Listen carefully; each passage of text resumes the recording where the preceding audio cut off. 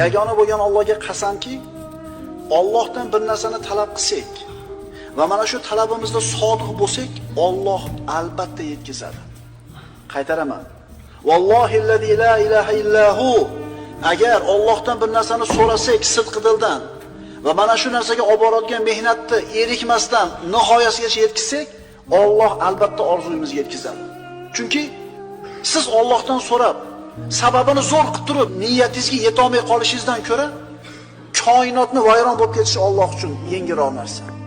Alloh taolo bilan bandaning o'rtasida bor yo'g'i ikkita kalima bor ekan.